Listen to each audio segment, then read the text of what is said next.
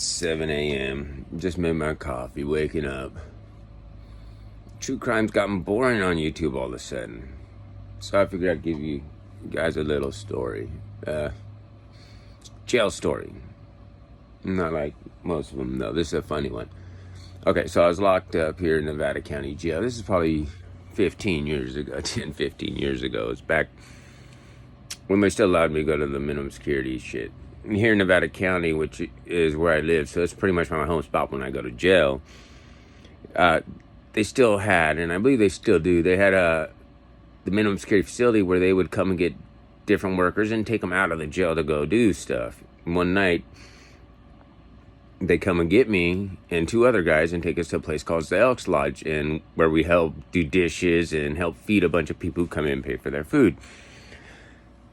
So while we're there, we always get they made these killer brownies, and we'd always eat them, and I'd been in there for a while. I think I got 180, I got 6 months for driving on suspended license. That was what I got. That's why I was in minimum security. So we're at this place, and we're serving food, and we're eating, and we get to eat right before everybody else does. So we go to eat, and everybody's walking by us, and I'm talking shit, and they're all old people. There's a bunch of old people up here.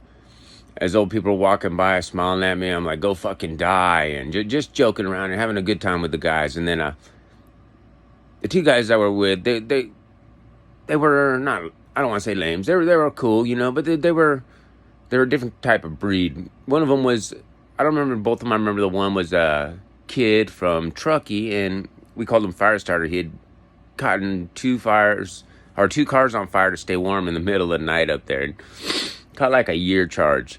So we're sitting there. He had no money, no family. He was a Russian cat. Nikolai, I think was his name. So we're sitting there, we're eating, and I see the brownies, and I knew he had no money, so I told him, I was like, hey, I'll pay you $10 if you cheek that brownie back in.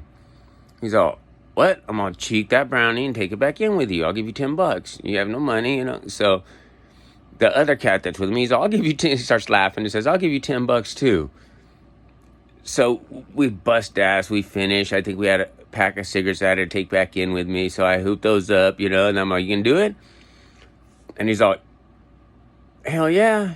So he takes a brownie and goes into the bathroom. The little lady comes and gets us and tells us, it's time to go. So everybody goes to their bathroom before they leave. Because we always, you gotta, when you're with me anyways, you gotta bring something back in. I don't care if it's a fucking pencil. You're packing up and bringing it back in. And I'll give you guys a story on some of the shit that I've seen brought in later. It's funny shit. I mean, Kool-Aid, sugar, in your ass. You know what I mean? It's funny shit. But, so we get all ready. The lady drives back to the jail, drops us off. It's about 9:30 at night. And we have to sit in this little room and wait for the cop to come and get us. We're waiting there for 10 minutes, and we're joking and laughing. We're trying not to say anything about it because we're recorded and watch. He finally comes and gets us and takes us, and they take us into this little room, and there's three different it's all open, but there's three dividers where you can stand in the area. He can stand there in the room and watch all three of you undress and get naked and bend over and cough and all that. So we're all three in the room at the same time. On the very last one, the fire starter kid is in the middle, and the other dude's the first one to get undressed. So he gets undressed, and I'm just standing there laughing. I can't really see their faces because there's a little screen in between us, but I can see the cop. So Ed finishes the first kid, and then he tells the fire starter, starts getting him undressed, and I'm almost laughing in my fucking shit in my pants. I'm just laughing, Tells him, pull his pants down, lift your balls up, turn around, bend over, cough. Okay, get up, put your pants back on. I about shit my pants. I'm like, what?